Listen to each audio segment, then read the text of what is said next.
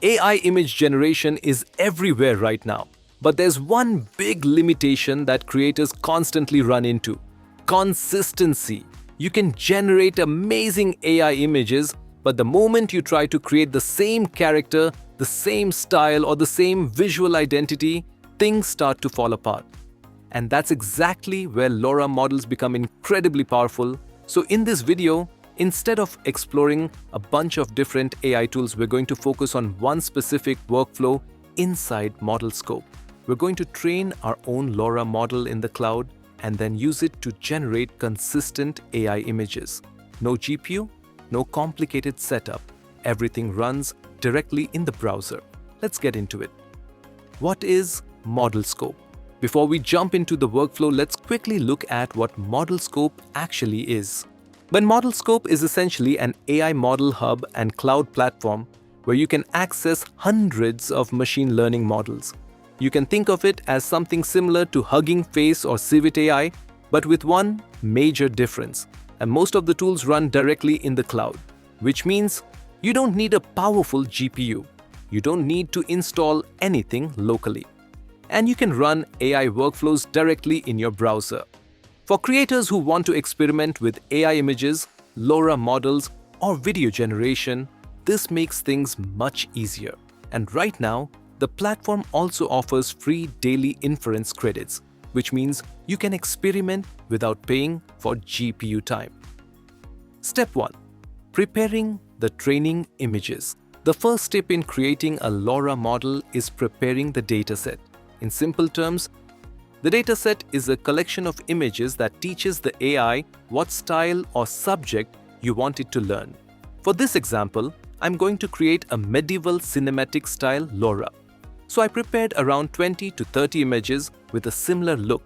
These images should ideally be high quality, clear and watermark free, consistent in style, showing different angles or variations. The reason this matters is because the AI will learn patterns from these images.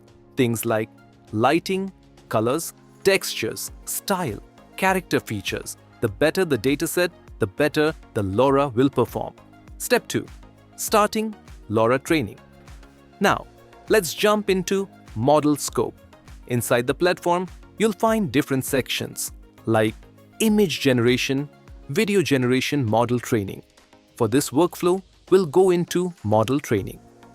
This is where we can train our custom LoRa. First, we choose a base model. For this example, we'll use the Qwen image model, which is a strong base model for image generation. Next, we upload the images we prepared earlier. Once the images are uploaded, we configure a few important settings. Naming the LoRa first, we give the LoRa a name. For example, medieval film style. This helps organize and identify your models later. Next comes one of the most important parts, the trigger word. The trigger word is what activates your LoRa when generating images. For example, I'll use medieval film. Later, when we generate images, we'll include that word inside our prompt.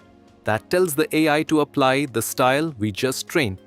ModelScope also allows you to adjust advanced settings like epochs, repeats, learning rate.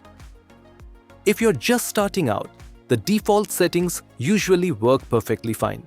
Once everything is ready, we simply click Start Training. Now the training runs entirely in the cloud, so your computer doesn't need to do any heavy processing. The AI now starts learning lighting patterns, style characteristics, color grading, textures, and it saves all of that into a LoRa model file. Depending on the dataset size, this can take a little bit of time. Step 3. Generating images with the LoRa. Once the training finishes, we can start generating images using our new LoRa. So now we go back to the image generation section. Here we select the base model, our newly trained LoRa. Now before we continue, quick tip. If you're signing up on ModelScope, make sure to use the invite code SGPT to get some extra credits. You can also get an extra 100 magic cubes. Check the link in the comments. Now we write our prompt. For example, woman in red gold armor, cross-legged in a misty, mystical forest, glowing blue plants soared behind, dark, ethereal mood, medieval film. Notice how the trigger word medieval film is included. That's what activates the LoRa we train. Now, we generate the image. Step 4. Reviewing the results. And here's the result. You'll immediately notice that the images now follow a consistent visual style.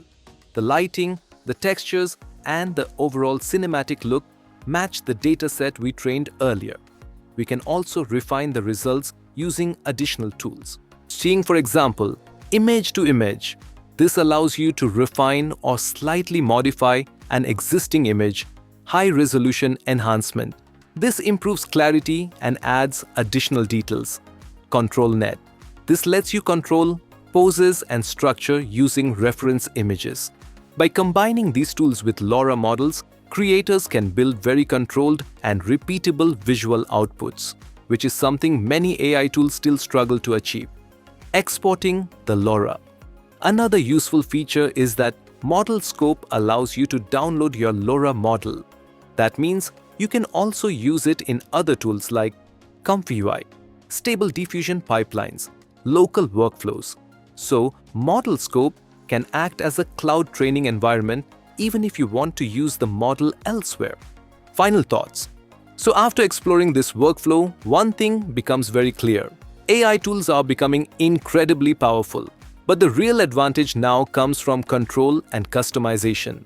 And training your own LoRa models is one of the best ways to achieve that. Platforms like ModelScope are making this process much more accessible by allowing creators to train models directly in the cloud without needing expensive hardware. And that opens the door for a lot of creative experimentation. Before we wrap up, I just want to say something quickly. The SoftGPT community continues to impress me.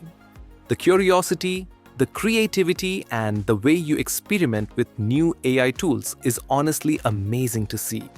So if you try ModelScope and create your own LoRa models, I'd love to know what you build with it.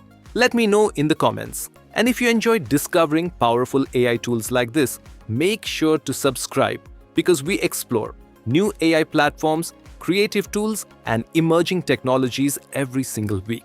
Thanks for watching, and I'll see you in the next video.